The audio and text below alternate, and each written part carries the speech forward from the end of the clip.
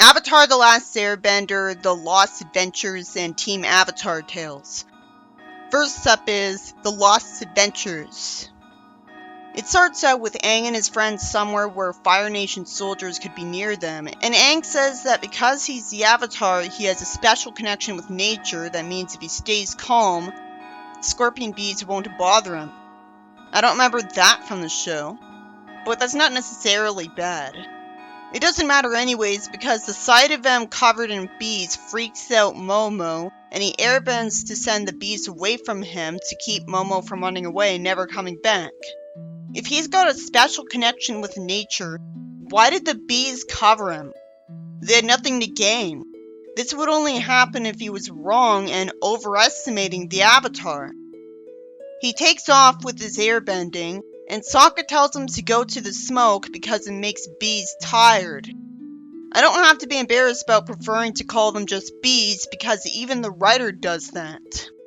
He encounters a soldier and the story ends with a bee on his nose, letting Aang cheerfully get away. It's confusing that he's happy that someone's gonna get stung by a bee. But it's smart of him, and he's better off being stung than sent flying. It's such a breath of fresh air to see a comic story end in 2 pages. In the next story, some kids look down on someone from a window and throw water balloons at her in front of Katara. I wonder if water balloons existed back then. Korra takes place in the 1920s big band era, so this is the 1800s. But it's a very different world from Earth. There's a creative surprise because Katara doesn't simply lecture the kids. She waits for them to throw water balloons down at her, and she waterbends the water to send the balloons flying after people who were somehow stupid enough to use water against someone in waterbender clothes. It could make sense if they were 4 years old, so they didn't know waterbenders existed. Eventually, Katara splashes them with water, taking longer than necessary for us to see that. Thankfully, everyone around her cheers instead of whining at her for pranking kids, which has to be because they've all been the victims of them, or just felt that sorry for that woman. While I'd expect her to always be nice, it makes sense of her to think she could only get them to change by having them find out how they made other people feel.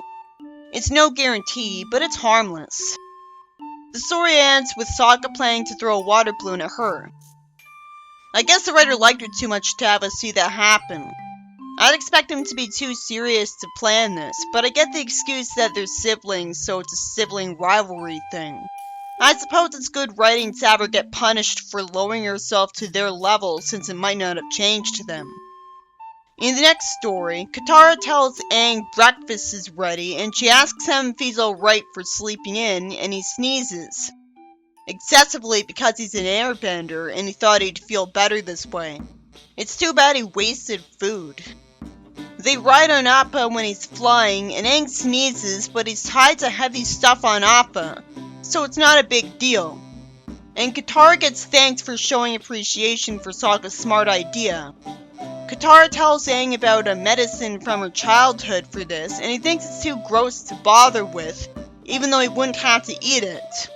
He sneezes into the sky and gets spotted by soldiers. And Aang and his friends return to Appa, and somehow Aang doesn't know it's his fault they found him. So Aang ends up tied up with medicine on him, and Sokka's insensitive brag gets punished right away. In the next story, I can't tell who's complaining to Sokka about him taking too long when she's impatient to go somewhere else. All she wants them to do is buy necessary supplies, with the money that they conveniently have. Most likely they left home with a lot of money from their parents. It wouldn't really be like them to steal stuff to sell for money. Aang gets interested in Airbender pendant and he wants to find the person who sold it to the merchant. So he gets desperate enough to eventually try to fly towards the mountains on his own, immediately wishing he had told Katara what he wanted to do. But he had a good excuse for not doing that. He sees a cave with the lights on and eventually heads for it and sees the merchant, and he gets put in a net because it was a trap. It's fortunately explained why the merchant betrayed the Avatar. He got bribed. Sadly, Zhao's plan gets made to look less impressive because he didn't even come up with it himself, he just took it from someone else. He explains that part of why the airbenders were made extinct was because of traps. By the third panel he starts to bore me. I don't know how all these villains don't get bored by monologues. Aang creates a tornado using airbending and bending himself so that the fire would get rid of the rope, and he blows a horn. It was pointless though. Then he has something spin enough to get them all caught up in a tornado so he could get the time to run away. He's lucky he was able to bite his staff instead of it smacking him. Why does the merchant tell Zhao something he'd definitely not care about when he's in a bad mood? I guess he did it to spite him. There's a joke where Sokka's realistically scared, and it's all for nothing because Aang's right there. That could be funny if you're in the right mood. It's forced that he told her she worries too much though. The plot progression ends here. It's hard to focus on the next story because of its rushed coloring. That combined with it just being about Momo makes it really boring. An animal makes some food fall heading towards him, and Momo ends up on a wagon speeding away. That ends with them both hanging from something. But at least Momo still gets to eat. Then there's a ridiculous story where Aang uses magic in his sleep. That's all the story's really about. If that could happen, he would have killed his friends and himself in the show. It looks exciting that his friends have to run away from falling rocks. Why does Aang say morning when it's clearly night? In the next story, Toph plans on teaching him to listen to the earth. Sokka tries to take some food away from Momo, so Aang ignores the commotion he caused that involves even Appa stealing the fruit. Which could be funny if you're in the right mood. Toph makes sure Sokka gets trapped on a pillar of earth for longer than necessary out of spite to teach him a lesson that a pet deserves to eat more than he does, even though he's more useful. The next story is Aang and his friends at an outdoor marketplace, and it's confusing that Sokka isn't used to animal pelts. What are his clothes made of then? It makes the characters more likable that Katara likes to smell some food and decides to stick around, and Aang wears a toque, comparing himself to his friend, who makes someone feel flattered because she thought he was talking to her. Sokka asks her out, and the fur gets thrown at him, which is confusing because of how she just acted earlier. Her turning him down can make sense, but not this ridiculous overreaction. Why did she assume he's the Avatar when clearly someone with airbender clothes and tattoos is right there? At least this is a creative story for the series, but still. He doesn't think things through when he plans on his friends faking a hurricane. But Aang does and decides to only do a little airbending, causing her to give him a chance. One of the Fire Nation soldiers is confusing. He talks like he's still not used to towns.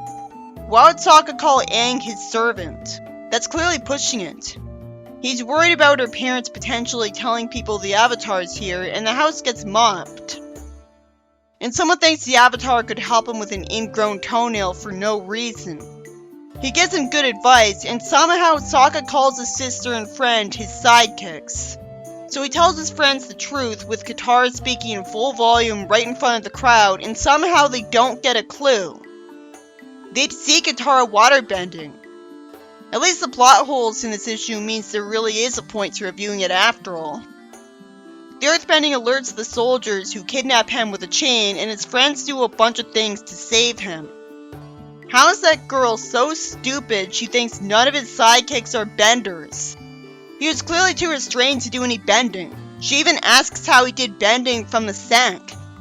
To be fair, there are benders that do bending with just their mouth or just facial movements, but he wasn't fire breathing or doing that kind of earthbending anyways, so that's stupid. So the story ends with his friends planning to expose the truth to her. It's too bad it doesn't happen on screen considering how annoying he is. I don't think I liked this one. In the next story, Toph refuses to take a bath saying that she's got a protective layer of dirt just in case. But since they don't like how she smells, Katara somehow wastes time trying to get someone with magic to do something she doesn't want. So of course she fights back. She should have expected she'd waterbend at her. I guess Toph knows she's exaggerating and she's just trying to get her to get the water away from her. So the story ends with her falling backwards in some mud that wasn't drawn in the previous panel and punishing her friends with it. In the next story, Appa's trying to fly through a storm the heroes never predicted, and eventually it's explained that the trees are too thick for him to land. Toph saves Momo, Katara shouts Aang, and somehow he doesn't get that she's scared and warning him. And Appa flies into a tornado. They all fall, and I thought Aang was gonna have the airbending catch everyone as well as himself. But instead only he starts flying. And he ends up running from an animal that runs into a tree. So that whole thing about the Avatar having a special connection with nature that protects him from all creatures isn't canon. He earthbends so the other animals would pass him by. Eventually it turns out some people are mad at Aang's friends and are keeping their stuff. They're trying to mug them. And when Katara asks Sokka how his legs are, somehow he doesn't simply say they're fine. Katara loses patience when he does some rambling and waterbends them away. So she gets the time to run to the river and control it to intimidate them to giving their stuff back. Somehow the thief provokes a waterbender, so Katara sends water guns all of them. It's great seeing all of the bad guys get karma in the story they first show up. Katara of course uses her convenient healing powers that waterbenders have for no apparent reason. White blood cells aren't 100% water, but they'd have some to control. But that's not even what she's doing. She just magically heals with water itself on the outside of the body for no reason. She's thanked, and they climb a tower because it's a landmark Aang would go to, and stays optimistic that her friend survived.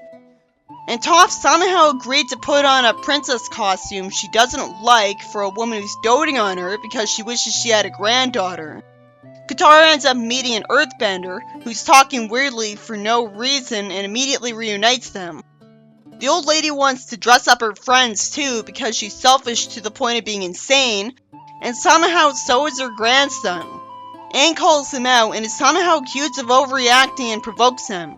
Katara tells them to stop while getting their attention with water and says this place is an orphanage that kids naturally stopped coming to. Toph says Appa's been right outside, and the story ends with Sokka hating the soup he's offered. In the next story, Aang and Toph are practicing and Katara's helping. The specific stuff being done is irrelevant to the plot, so it's just cool to look at and pretend that they're actually enemies with Aang. Katara finds out Toph's behind her and says she cheated because she moved the hill. How is it cheating to use your magic in a magic duel? I'm gonna say magic sometimes because it's faster to type than bending, which I know is the actual term. But obviously bending's a type of magic. I thought it'd just be about training Aang. And I don't see the point of Katara and Sokka fighting her because they're not going to fight Ozai. I guess Toph heard the boomerang coming and that's why she knows to duck. And Sokka knew that happened, because otherwise he wouldn't risk injuring her during training.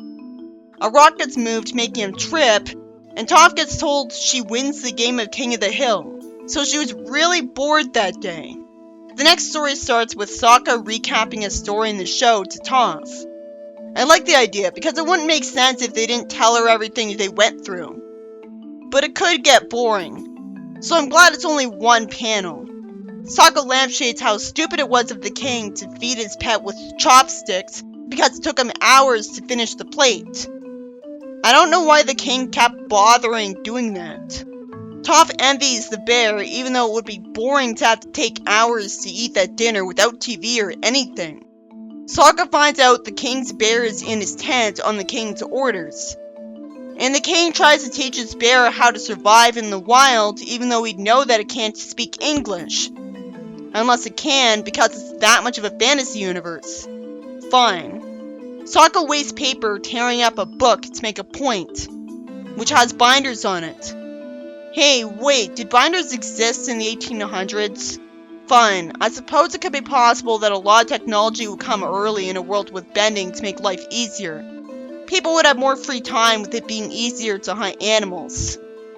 Sokka wants the bear to learn how to climb a tree to get to a hive. How does he know his nails are manicured? He's a guy in the 1800s. Even I wouldn't be able to tell. I like seeing the bear sit on Sokka. It looks like in this issue, Most of the comedy relief with him is actually good. He's not usually made fun of just for being negative, a joke I don't like. I guess the bear is only holding a fishing rod because the king made him. Sokka tries to grab a fish and gets carried by the current. Nothing I care about happens until he's chased by a cave animal. It always makes sense that he's suffering when trying to teach the bear, so I'm fine with this. It's not implying that he doesn't know as much as he thinks. It's just that he doesn't have a spear to kill fish and stuff, so of course it's hard. Of course the bear wasn't taught to roar. He would have been discouraged from it his whole life. Sokka wants to teach the bear self-defense and punches him. All he does is play dead. The king says that all this taught him there's so many things he doesn't know about the real world. And he says he can't be a good king this way. So this is what makes him decide to explore the world as a normal guy. So he reveals he's got a normal outfit under his king's clothes, which he must have bought ahead of time. So it's confusing that he says, I think, when he learned this a lot earlier than this. Why would he have bought these normal clothes before he learned this lesson? And that's ignoring the obvious that he didn't need to see how sheltered his pet is to learn this lesson. It's a good story, but he would have learned the lesson as soon as he saw how the slums in his city were and how blind he was to the evil of the Dai Li. He thanks Sokka for everything and leaves his crown behind, even though he could sell it. I guess he'd rather it stay with him than someone who'd impersonate him. In the next story, after a depressing first page I hate, Zuko wonders why Azula would give up control of Ba Sing Se and go home. She says she's gonna leave and charge someone who she can trust to execute the Fire Lord's will perfectly. The brainwashed Judy. So that's the perfect choice. I'm glad I saw this because it answers a question I never thought of about the show and has it make more sense. I would have thought she would have left a Fire Nation person in charge, but that would require waiting for one to come here, so of course she went with a faster option. Though I never thought about it until now. I never understood how people were able to be brainwashed in Avatar, because it wasn't explained that they were using a magical artifact to do it. I just had to assume the moving light-containing thing had a brainwashing magic charm on it to accept it. Zuko refuses to go with Azula as she'll bring his uncle to the Fire Nation as a traitor. She tells Zuko that now that he's supposedly defeated Aang, his father would welcome back as a hero. Why does she even need to try to convince him to come back with her when she already said this to convince him to defeat Aang? Why does he walk away? Instead, Azula has to make a plan to use his childhood crush to lure him back. So she has people set up an outdoor candlelit dinner, and Azula and Zuko go there because they were lied to.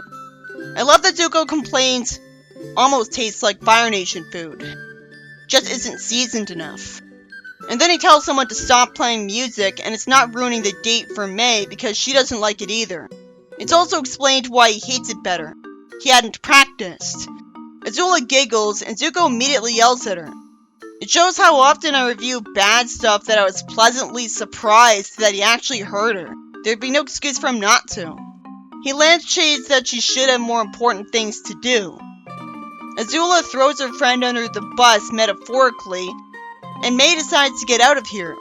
A girl who likes Zuko from earlier greets him happily and asks who May is, and he feels the need to lie that she's a knife thrower from the circus instead of simply saying that she's his childhood friend visiting from another town. Why go with such a complex lie you have to end up proving? May insists on humiliating him by putting a fish on his head and throwing the icicle through the fish. I guess she wants to punish him for lying. Why does the girl even consider trying to throw ice at him? He slips and falls into the water, and May says they're even. How are they even? First off, his lie didn't inconvenience her in the first place, and she caused him a problem twice. They're not even, she's the bad guy. He tells her off that she could have killed him, and he tells her to stop as she's uncharacteristically laughing and grabs her shoulder, which makes him blush. It's annoying how easy it is to manipulate fans into shipping people. Making them blush is literally all it takes. It doesn't matter that May was horrible to him. Some people would still ship these two after that, and it's hard not to want to because of this. It's a shame because they seemed perfectly in sync with each other until the fish thing. May also doesn't help her case by saying she used to throw mud at Zuko, and yet she ended up wanting to kiss him. So he gets together with his old childhood bully, which convinces them to decide to go back to the Fire Nation with her because he wants her there so he'll feel comforted over pitying his uncle. We didn't need this as an explanation. He already decided to go home when he teamed up with Azula. The next story starts with Katara in a ship that can barely sail after the fall of Ba Sing Se. She feels bad about herself for not waking up Aang right away when she's supposed to be a great healer. Don't call attention to the plot hole by having her think that. Now it makes it look stupid. I don't know why getting hit by lightning would put you in an outright coma. Pretty sure that's not usually the case. I know there's been a guy in real life who got hit by it several times.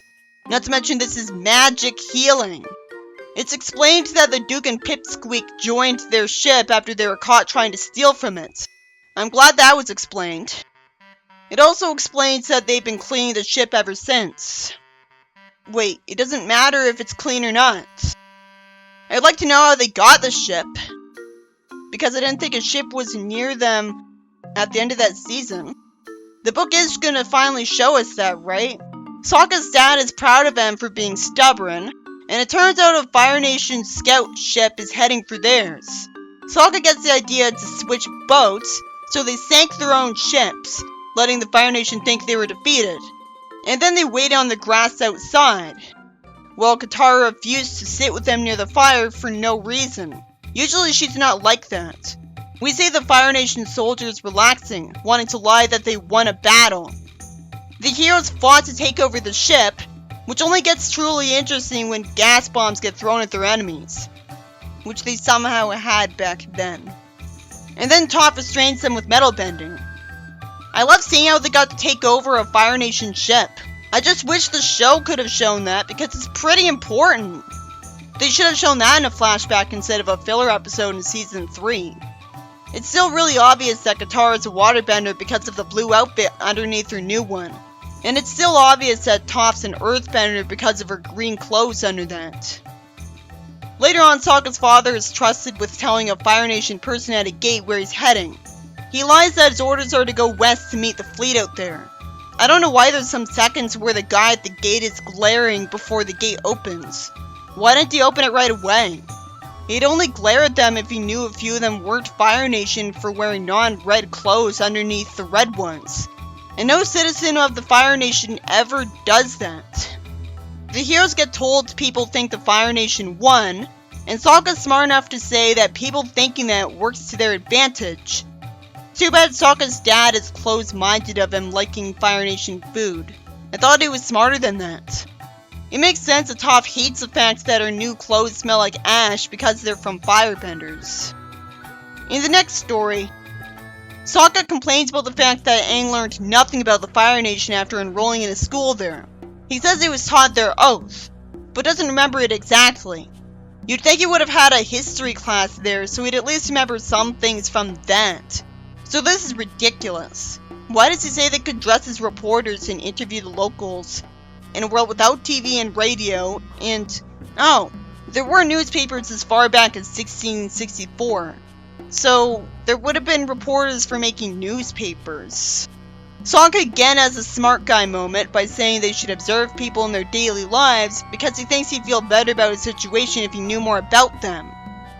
They appreciate the pottery, and all of the spying is useless. Sokka says the only way he can learn something important about the Fire Nation is to join their army. He's told off and says it's just for a few days.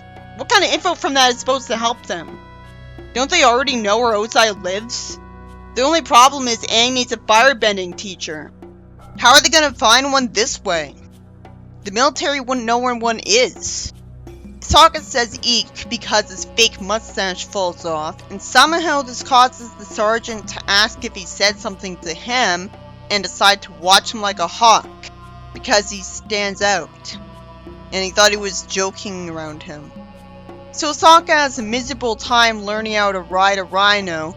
His uniform's too big on him and he trips and tears paper. His fake name would make someone laugh if he was in the right mood. I couldn't think of a better fake name for adding some levity.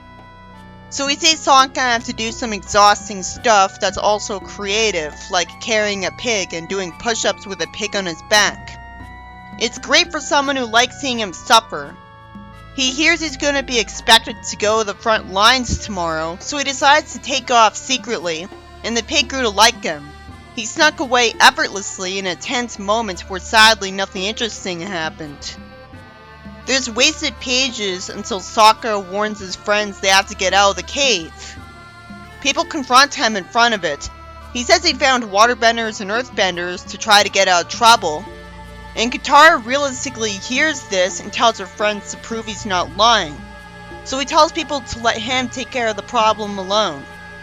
Once the people outside the cave hear their conversation and thus know that Sokka was lying, Sokka doesn't get to have the smart idea to make up for getting them in this situation, and instead Katara does. She tells her friends to use magic and Sokka to talk like he's fighting them, and the cave caves in and the heroes fly away on Appa, causing people to assume he didn't make it.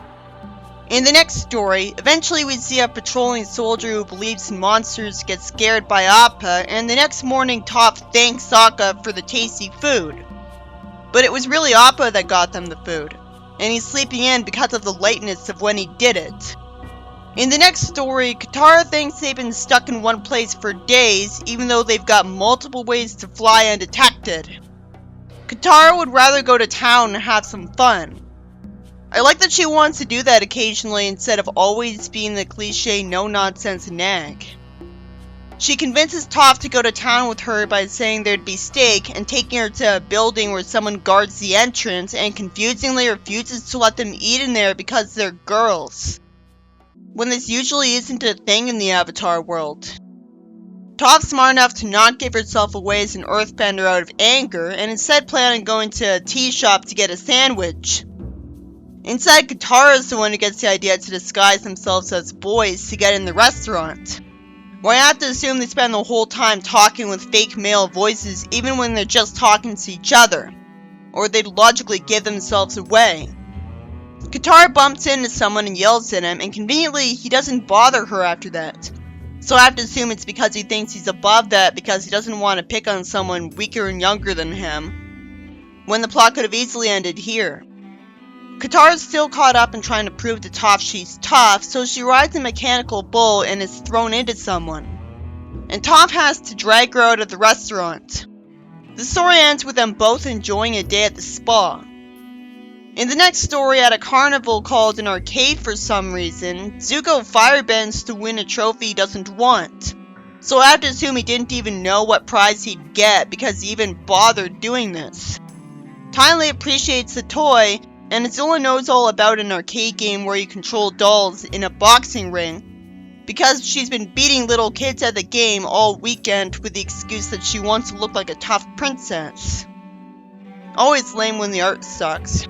She easily talks in a way that manipulates Zuko into facing her in the game. It's creative to put an arcade game in a time period like this, and again, the existence of firebending is an easy way to explain away the Scizotech.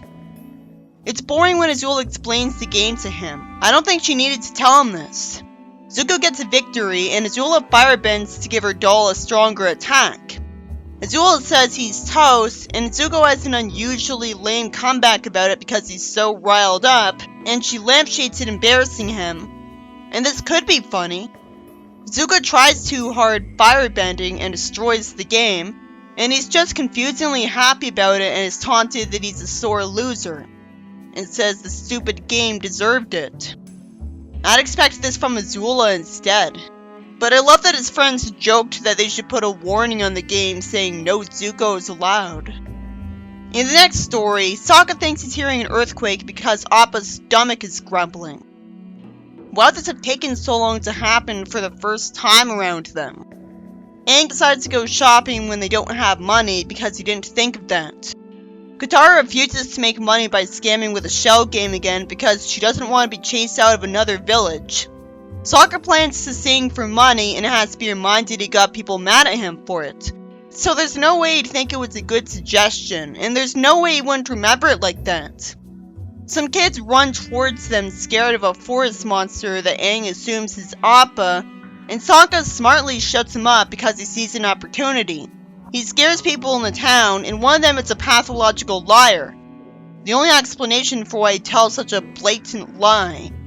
Sokka says he'll get rid of Appa. Why is someone talking as if her grandma's kidnapped by him when she keeps getting told she's right here? It has to be that she knows she's here and just doesn't like her. She was just talking as if that wasn't her grandma, and now she talks as if she is.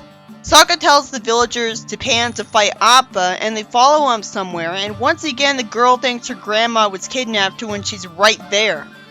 It's such a lame, forced running gag. They shouldn't force there to be jokes unless they have good ones, because there's nothing wrong with one of the stories not having comedy. I never noticed when it's not there. Sokka finds out the monster they were afraid of wasn't Appa, which is the most predictable plot twist. But I still didn't expect it because it didn't seem like the plot was guaranteed to try a plot twist. Maybe because so many of these stories are so short, so I wouldn't blink if it really was Appa to end the story faster.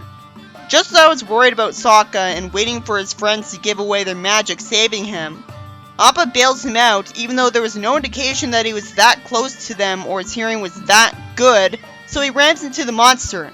None of the slapstick showed its impact anyways. The armadillo rolls into a ball rather than simply running away for some reason, and that's why it gets swatted away. Appa gets given a bunch of food instead of Sokka, and there's no indication that Sokka got paid for making this happen when they think their village was saved. But to be fair, the only reason the armadillo got provoked into being a threat was because Sokka went up to it. In the next story, Aang and Sokka are staring at a train in a train show, and Toph's not here because she's had enough of trains somewhere else, while Katara wanted to relax.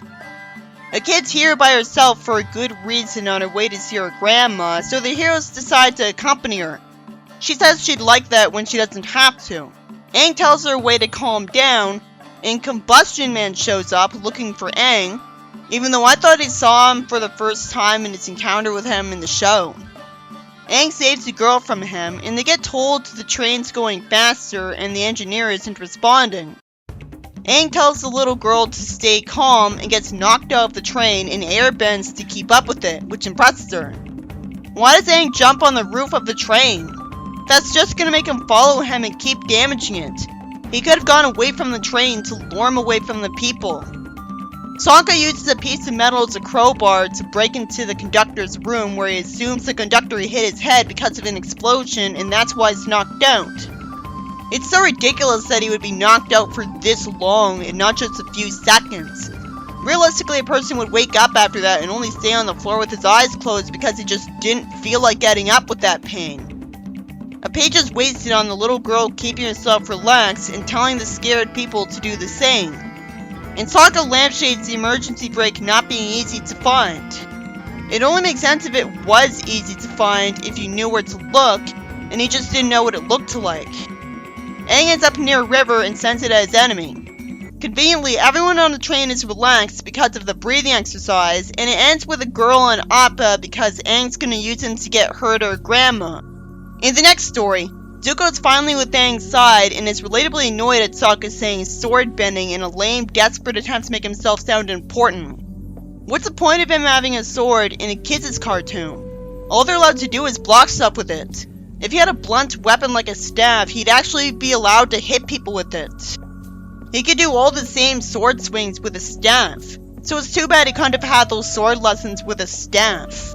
It's also annoying that he challenges Zuko to a sword duel when he should know that's an unacceptable risk because it could get him hurt or killed. This story's stupid. It was cool to see Zuko dodge his attack, and I like seeing Sokka land on the ground a lot. He deserves it for risking Zuko's life and resorting to insulting him for an old grudge. He cheats throwing his boomerang, and that gets him riled up enough to say sword bending and get distracted by that into not dodging the boomerang, which we don't even get to see impact his head. Thankfully, it is acknowledged that Sokka cheated and lost as a result. In the next story, the Benders plan on leaving the non-Benders behind for a bit for magic practice. There's no reason Zuko would have reminded them they're non-Benders, and it's annoying because it seems to be what motivates Sokka to make the plot happen. So the Benders end up forbidden from being in a place by Sokka, who established his own club for the Benders. Aang gets jealous because Sokka never showed him how to use a boomerang, and Katara thankfully is written to explain why, right after it looks like he pointed out a plot hole. He doesn't need to use a boomerang because he's a bender. Aang fails to grab a flying toy that was entertaining the kids that one of them was smart enough to make, and he wants to get in the clubhouse for fun. It turns out all of Aang's friends were let in the clubhouse, which is confusing because they're benders. So I have to just assume, because Sokka doesn't explain it, that's because them being his friends made him stop being mad at them out of jealousy. I like the sheer variety of the fun they get to have there, and Aang admits the club is great. In the next story, Katara tells Aang she has something very important to tell him when she should know it's only going to get his hopes up, and she surprised them with water as a prank. She laughs and then taunts him again. It took me until the end of the next page to realize what was going on in this one after that. Because she said kiss her, Aang started daydreaming that he ended up kissing her without asking permission. And thankfully that was just a daydream. And it's been because Katara doesn't act like it happened before he gets splashed. He protected himself from the water even though he was never ready for it, and gets reminded that he was supposed to be practicing his firebending. If this is no time for games, why did Katara get his hopes up and then laugh after she surprised him? He tells her that she's the one playing games, and he thought she wanted to talk about what happened before the invasion. I find this to be such a boring waste of time. This ship tease stuff is really killing the pacing with nothing entertaining happening, which is never okay. Even when you're building tension, you can build tension in just a couple of seconds. Just as well. Eventually he burns his way out and wonders if he hurt her again, but he didn't. And she just compliments him on something she should have expected he'd be able to do. The story ends with him walking away from her. It shouldn't say not the end if it is the end. We already knew about his crush on her from the show, so this was pointless. In the next story, Aang and Zuko talk about when they met dragons, and Aang tells him about when he tried to look for them with a friend of his that wasn't from his airbender tribe.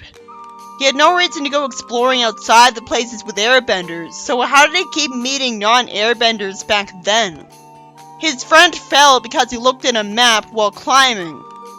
Aang of course keeps him from falling, and he hears someone talk to a dragon causing it to go after him. Someone plans on selling the dragon Aang. I don't know why the firebending would be wimpy looking just because he's a kid. It never made sense for young Zuko either, because magic has to work by visualization, and imagining a ton of fire instead of a tiny bit would be easy. Some firebending scares away people who, for all they know, just wanted to pay off some medical bills, and the dragon sees Aang with the egg. And his friend gets the tension, and Aang gets hit and has to catch the egg. And the dragon suddenly likes him, even though for all she knew, he only caught the egg because he wanted to steal it too. So he should have been ready to put down the egg first. The other guys would have protected it too. The dragon glares at them after that for wanting a reward. So Aang knows they shouldn't push their luck. In the next story, Sokka tells his friends to play hide and seek because he's bored with nothing to do in the hearing room. He talks about fruit and gets Momo to reveal himself. The fact that Momo hid too and did this proves that he can understand English despite being just a pet, so that's magical. Somehow Sokka trusts Momo to lead him to Aang even though he's his pet, and he actually does.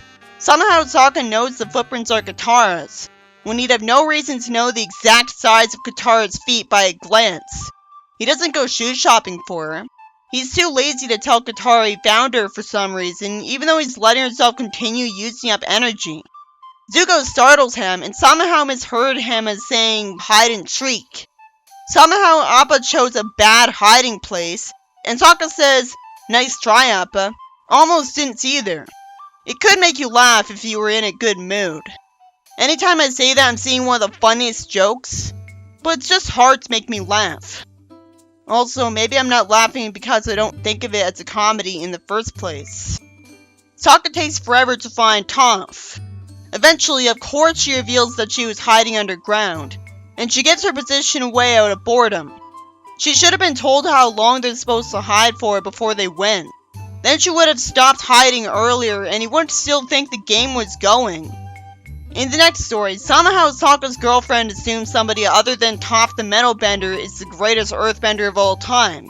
Come to think of it, realistically there'd be tons of other people who would have done metal bending before Toph because there's so many people on the planet, and it's had people for so long and a lot of them would have gotten desperate enough to try metal bending in a cage.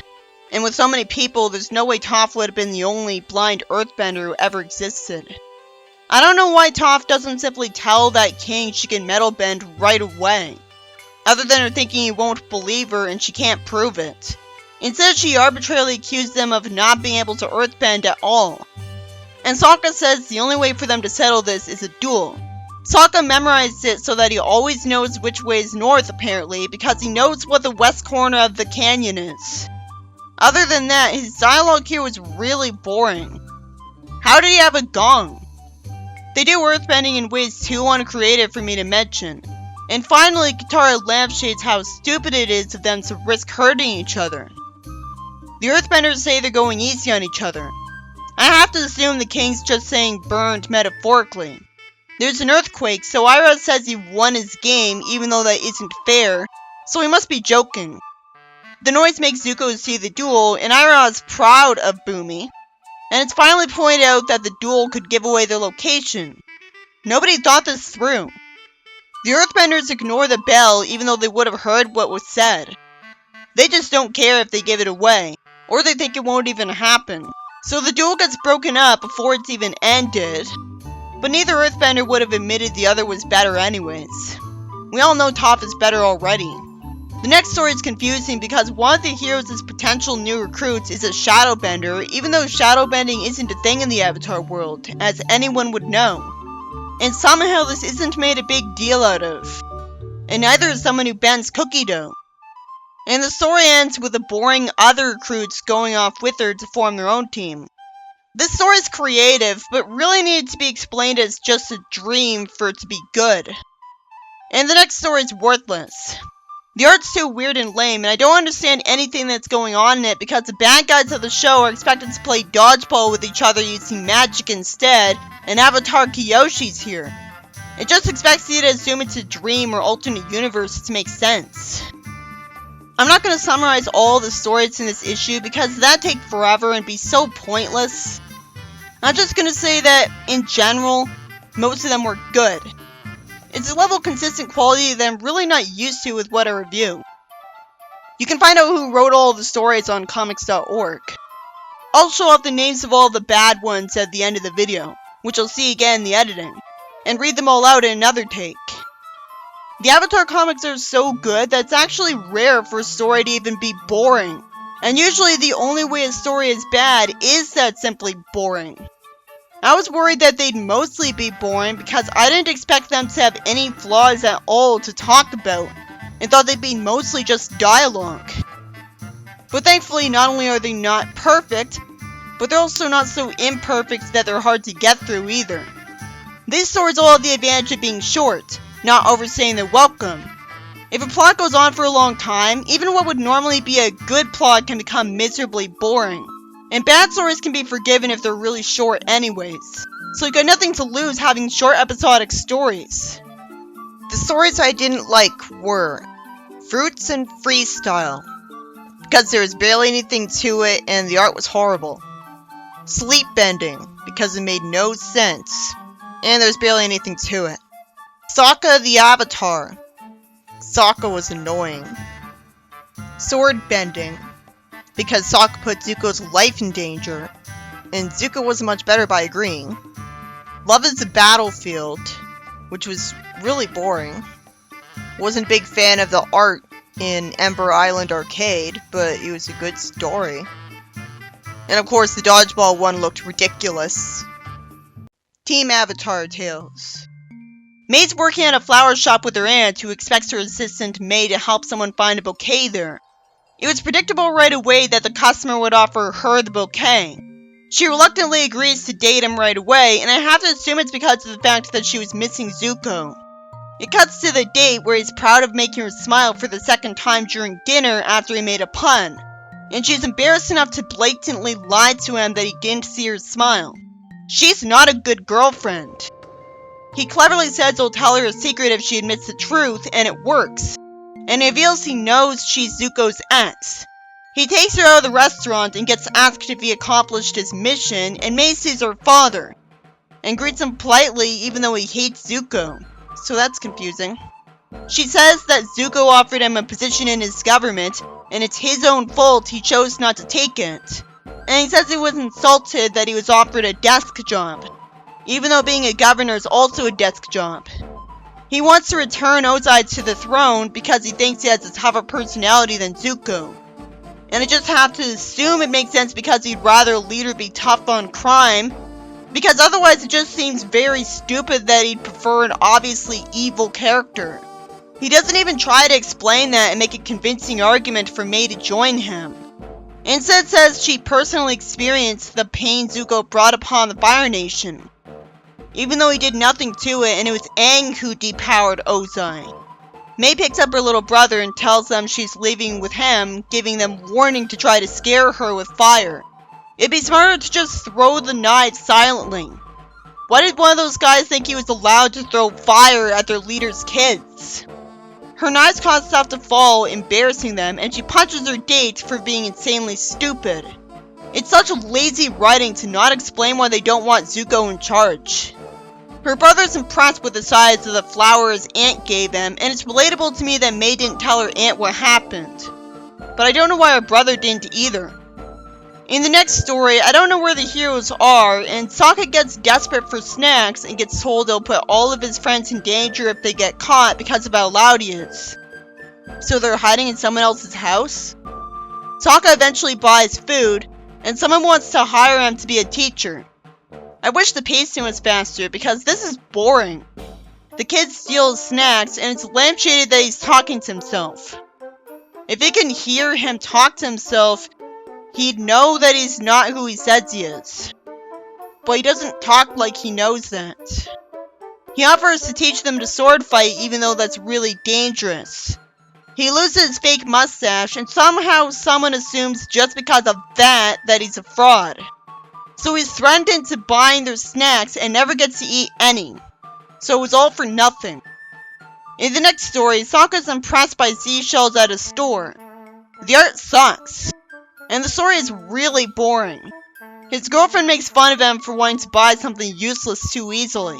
And one of the shopkeepers says that every female customer doesn't really know shells and usually just gets brought in here by their boyfriends. This is just supposed to reference comic book stores. But it doesn't make any sense when applied to seashells, because if anything, I'd expect them to be thought of as something mainly girls like because they're pretty. You'd think you would get a clue after she proved how much she knows about seashells. There's no way the shopkeeper would refuse to tell her the price of a seashell, because for all he knows, she can't afford it. It doesn't look like she's dressed in rags. He's told off by Sokka's girlfriend Suki, who gets grabbed and threatened with getting thrown out of the store. Eventually she throws him off her and kisses Sokka's cheek, and ends up hitting the shopkeeper a lot. And that turns off his firebending. Apparently chi blocking is known around these parts because he instantly knows she blocked his chi. The story was just frustrating. The shopkeeper sees all of his shelves are on fire because of his misbehavior. And Suki wants to make sure the girl from the shop is okay. She asks her where she learned to fight like that, and I get told that the Kyoshi warriors were hired as the elite palace guard of Zuko.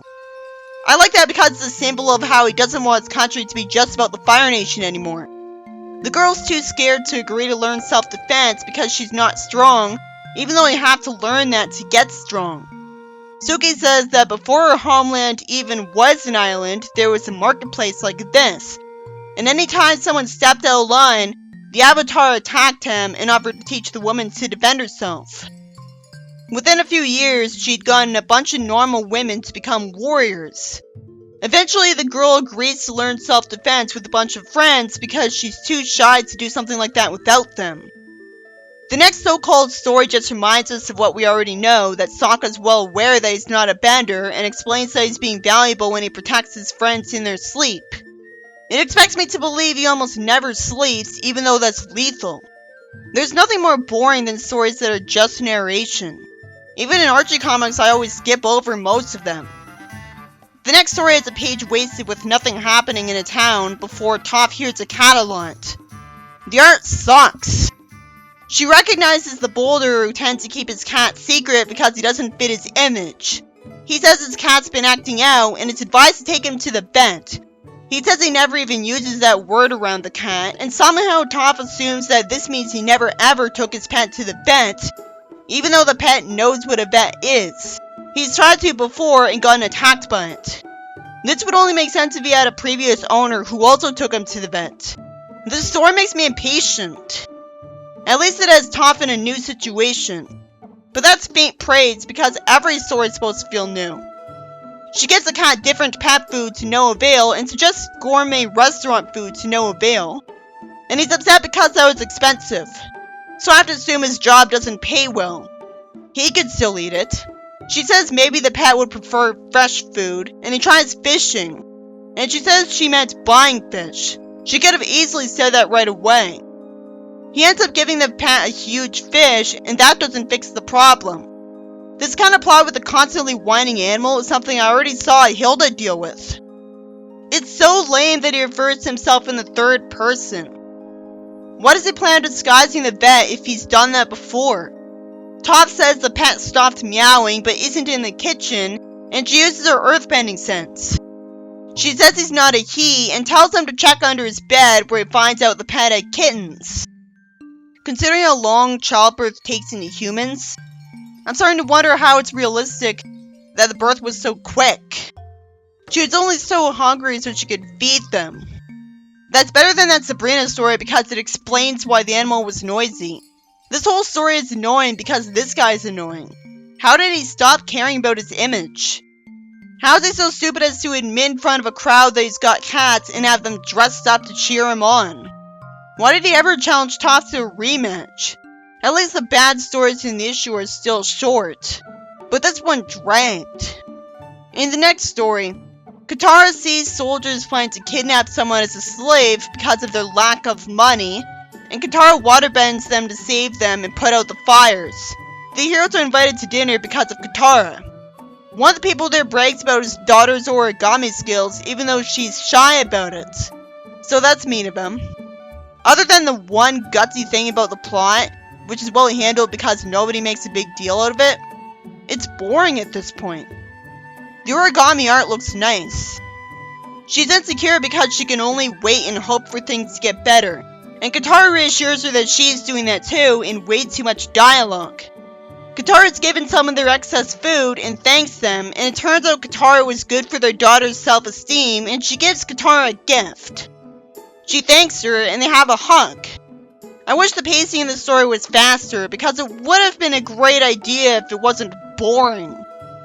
In the next story, Toph wants to cheer up Tai Li by taking her to the circus.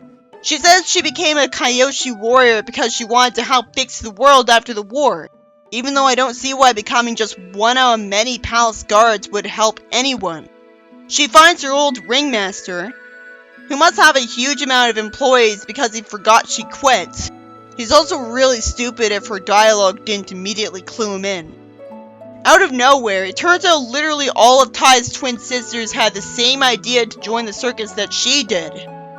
Now, I'm in the Team Avatar Tales part of the issue, and I've had Team Avatar Tales for a while. So considering how much I love the fact that we actually get to see her twin sisters, it's pretty shocking that I completely forgot about the story. Because you'd think something like this would be memorable. So the plot must have been pretty forgettable in how it was written, because you'd think getting to see Tai's sisters would stick in my head. It turns out the circus was always the closest one to their home. I always thought she ran away really far away from home, and that's why she didn't get caught up with by anyone looking for her after she ran away from home. This makes more sense, because how could she have gone super far from home anyways? By the time her sisters caught up with her, she had already left the circus with Azula. One of them taunts her that they're more popular than she was, and she's why the circus got so big. Tai's nice enough to tell them not to take this the wrong way before she has to remind all of them that all of them had a thing, and acrobatics used to be her thing.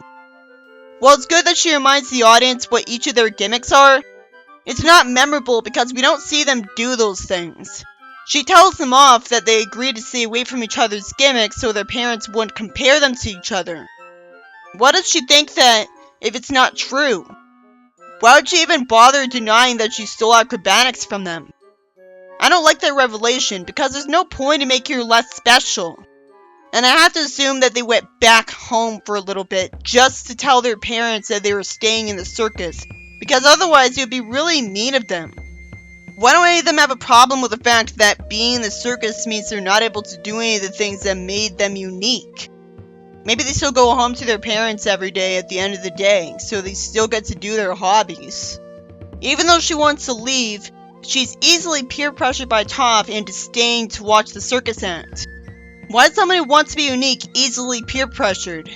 Tai says she's been sad because being in the Kyoshi Warriors is just like being at home. How did it take her this long to figure this out? She would have known that right away and had to get over this to have been one of them so long. Toph ignores her and reassures one of the bears. Toph hears extortionists plan on burning the tent, so she punishes them, and when Tai kicks one, somehow that does nothing to him because whippification. And yet the same thing happening from her twins does hurt him somehow. Tai says now it's good that they all became acrobats, even though Toph could have taken him, and they do a group hug. Tai sees the Kyoshi Warriors and plans on staying with them because there's an advantage to having backup. And at least with them, she doesn't always have to look just like them. Then there's a horribly drawn story where Momo smells something and Sokka gets teased, and Momo eventually finds a pumpkin. There's some tedious dialogue from the old man because he's naturally blaming them for his other pumpkins getting eaten. And Katara says she'll find the real culprit. Sokka's dialogue gets Katara the idea to use him as a scarecrow, and a pumpkin is put on his head after patting. Eventually Sokka scares away the crows. The next day, Katara says she rigged a scarecrow to his water supply in a little windmill so it'll always look like it's moving. The story ends with the heroes getting pumpkin pie. I didn't like most of the stories in this issue. A few of them were good. The bad ones were bad because of either bad art or they were boring or both.